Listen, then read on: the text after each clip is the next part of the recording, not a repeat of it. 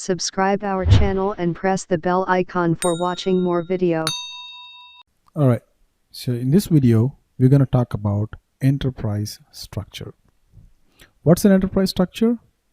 An enterprise structure represents the physical structure of the company.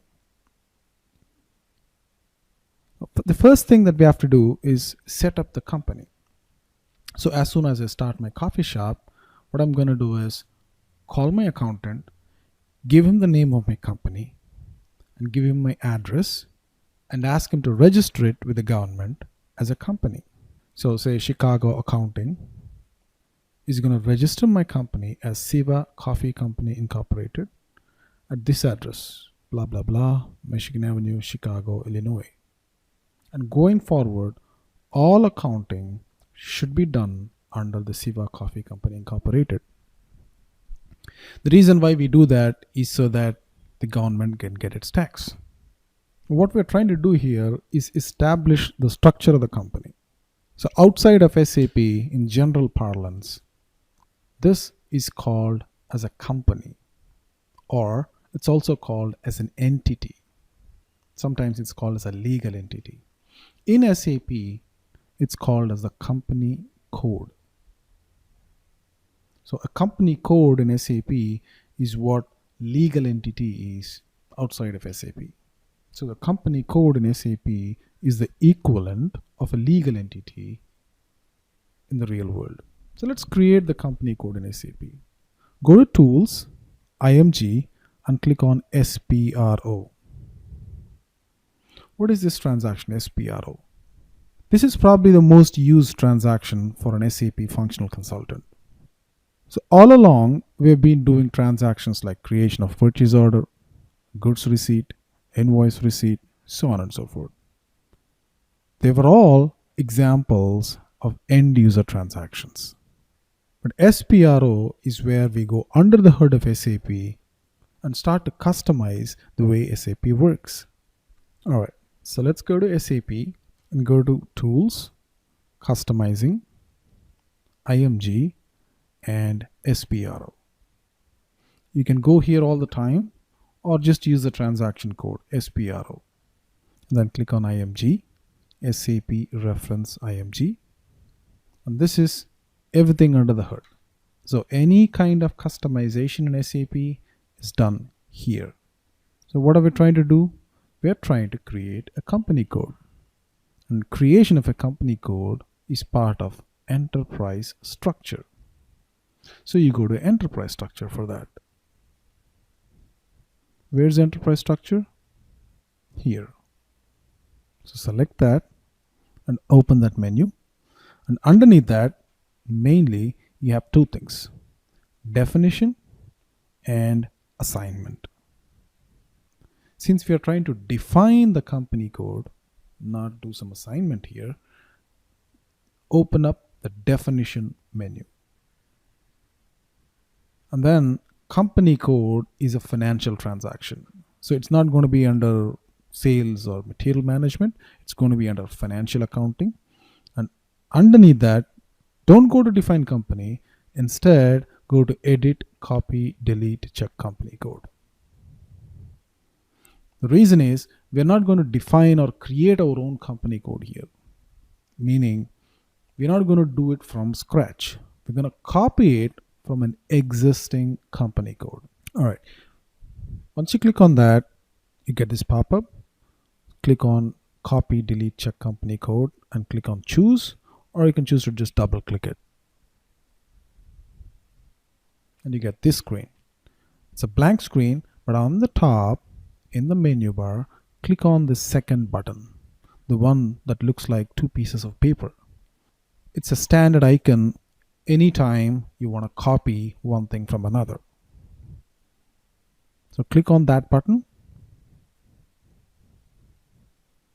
And then if you look at the left bottom corner, you see the system is recording a lot of stuff for you. The system is trying to read a lot of tables. What it's trying to do is it's trying to create a template.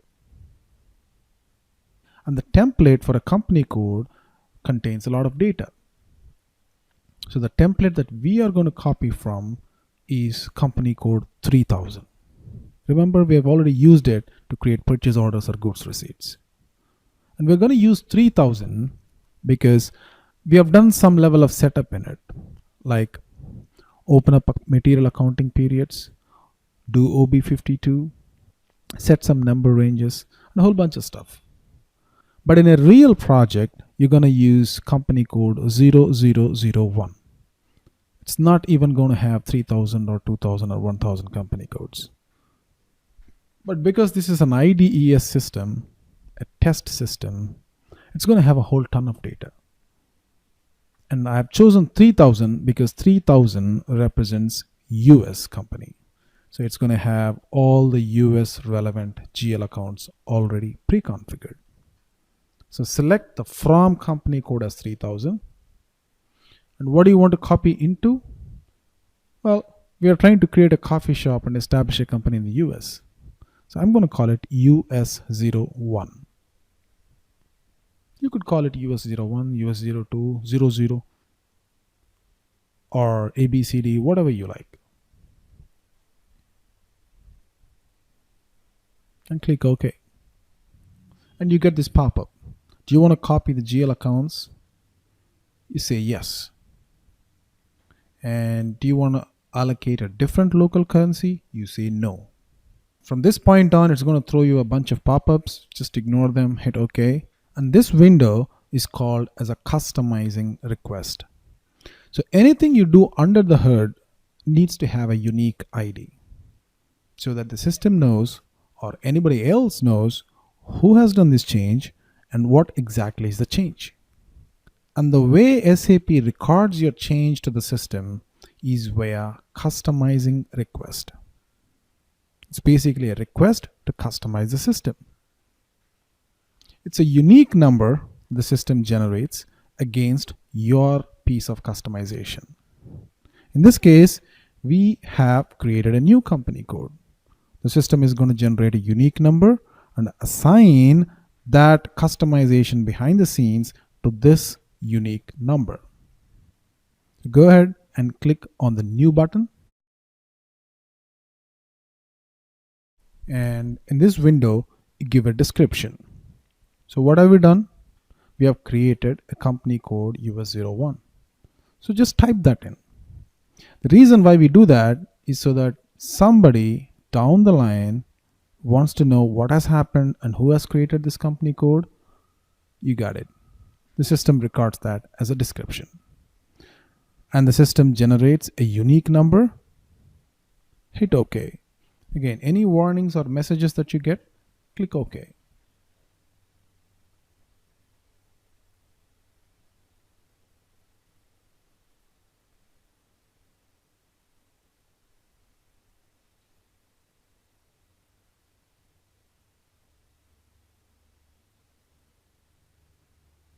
And finally, you should get this message. Company code 3000 completed to US01. So we have taken the company code template for 3000 and copied it into our own template US01. So what have we done here? I've gone into SPRO, the transaction that's used in SAP to customize, and then gone into enterprise structure, definition, financial accounting, and edit, copy, delete, check company code. And then clicked on the copy button. And we have discussed why we want to copy, right? And then we have selected the source as 3000 and the target as US01. And like I said, if you're doing it in a real project, you're going to copy from 0001 instead of 3000. And then you get a bunch of messages. Click yes for copying GL account data and click no for assigning a new currency. Again, don't worry too much about these options because, like I said, this is an activity that your finance consultant does for you. But since we don't have anybody here to help, we are doing the company code creation as well. And then we have created a transport request and assigned the transport request to this change. And that assigns a unique transport request number and a description to this change. The reason why we do that is so that anybody down the line can track who has created it, at what time, and what exactly is this change. The next topic is a plant. Plant is also an enterprise structure. The top level of enterprise structure is the company code, and right next underneath it is the plant. So we have a coffee company in Chicago, and we have a plant, say 1000 South Michigan Avenue, blah, blah, blah. And this is the plant where we manufacture our pastry, where we store our goods, so on and so forth. Now, how do you create a plant? Under enterprise structure, instead of going to financial accounting, go to logistics general. And again, same thing. Don't try to create one, instead copy from an existing plant. So click on define, copy, delete, check plant, and then click on copy, delete, check plant. And in this pop-up, select a source. This could be any plant under your regular company code 3000, 3100, 3200, any of those. And then I want to create the plant as CHI1, just to show that it's a plant in Chicago. So let's do it in SAP. So company code is done. I'm going to close that. Go to logistics general. Click on define, copy, delete, check plant. Click on copy, delete, check, and click choose, or you can just double click this. And as usual, you click on the second button, the copy button. And again, if you look at the left bottom corner, SAP is reading a whole bunch of tables to get you the template of a plant. So what's the source here? The source I said is 3100, or if you want to choose another plant, you can do it. But like I said, in a real project, you're going to choose a plant of 0001. And the to plant is Chicago 1, CHI1. Remember, this is alphanumeric, so you can have 0001 or something like that. But since they are already taken, so if you go there and click on the pop-up and click OK. So there are so many different plants already created. So 001 is taken, 005 is taken. So anything that's not taken, you can use it. So I'm going to close this and say CHI1 for a Chicago plant and click OK. And as usual, you're going to get a bunch of messages. Ignore them.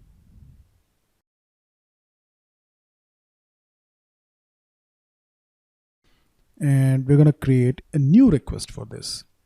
At this point, what SAP is saying is you can choose to tag the change that you've just done to this request, or you can create your own. Now, if you want to keep things clean, you could have separate customizing requests for each logical set of operation. So if you're trying to create a company code, have one transport request for that. And if you want to create a new plant, say create new plant, CHI1, and click save. You don't need to do it. You could tag this change along with the previous transport request. But anyway, since we are doing it for the first time, try and practice to create new transport requests. And click OK. So it says plant 3100 copied to CHI1 without number ranges. That's fine. Just click OK and you're done. The next step is to create storage locations. So we have a plant in Chicago, and then there are storage locations underneath that plant. We have already seen examples of storage locations in some of the previous videos. We said that we could be storing coffee beans in one storage location, bakery goods in one storage location, raw materials in another storage location, or we could be storing all of them in a couple of suburbs, one in Naperville, one in Schaumburg, one in Lincoln Park. These are all examples of storage locations. Think of storage location like a warehouse. So we got to create warehouses for this plant. And how do you do that? You go to material management, all under enterprise structure, and then click on maintain storage locations. Let's do it in SAP. So you go back, close this, and go to material management, click on maintain storage location. And what's the plant for which we want to maintain the storage location? CHI1, right? Click OK. And who created these storage locations?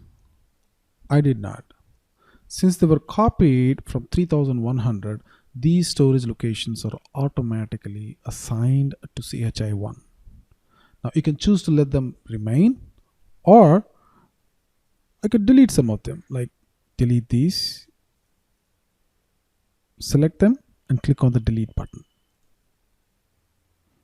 And then you could create some new entries like raw for raw materials.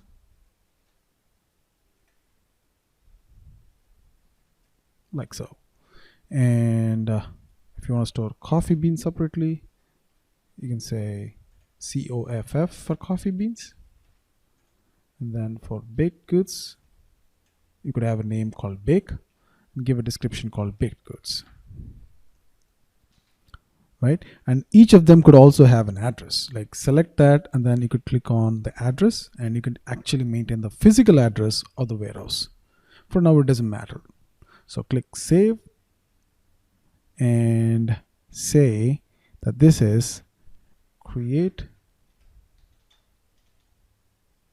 storage locations, raw, coffee beans, and baked. These are the three warehouses that we're creating for the plant CHI1 or Chicago plant. Click OK.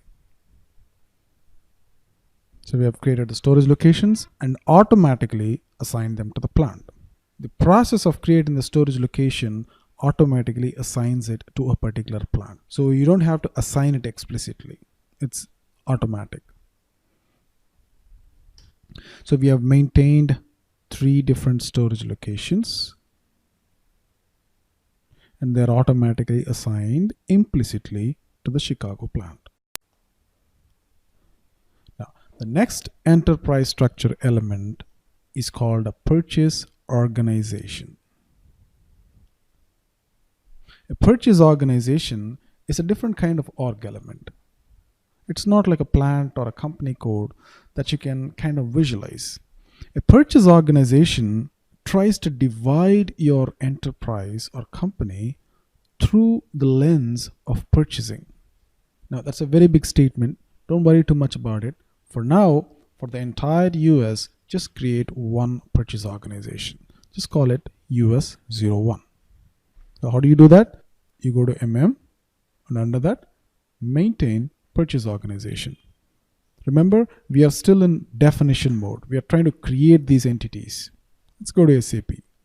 So go back and click on maintain purchasing organization. It's under material management. So the entity that we want to create is US01. Right? You could give it a name. Siva Coffee Company. Siva Coffee Company US operations. Click save. Again, give a description. Create purchasing org US01. Say a couple of months into my business, I've repeatedly observed that most of my customers were complaining about the quality of the coffee. Now what do? So I hire somebody who's a specialist in coffee procurement, say Bob, and I'm going to create a purchasing group which would include Bob and anybody else working for him and call it a purchasing group for coffee. So anytime I want to procure coffee, I'm going to use that purchasing group. You could call it any name, US1, COF, anything you want. It'll have a number and an email, and that's what the vendors are going to use anytime they have a question. So if they want to communicate to us about the order that we have placed, this is the number that they're going to reach out to. Think of it like the vendor's contact at our location. And how do you create a purchasing group? Although you enter it in the org data of the purchase order, it's not really an enterprise structure element. So go to material management, purchasing in SPRO, and you can create a purchasing group there. Let's go create one. So go back, go to SPRO, IMG, materials management, purchasing, and create purchasing groups. Go to new entries, type in US1 and say US coffee US coffee purchasing group, and then you can give them a number 312000 and then a fax number, telephone, whatnot. Save it. It doesn't matter. You don't have to really create a new transport every time because you'll be creating so many of them. Just include it in the previous transport. So going forward, anytime you create a purchase order for coffee, start using this purchase group US01. Right, this exercise is really small. So create a new purchase group for all raw materials related to baked goods.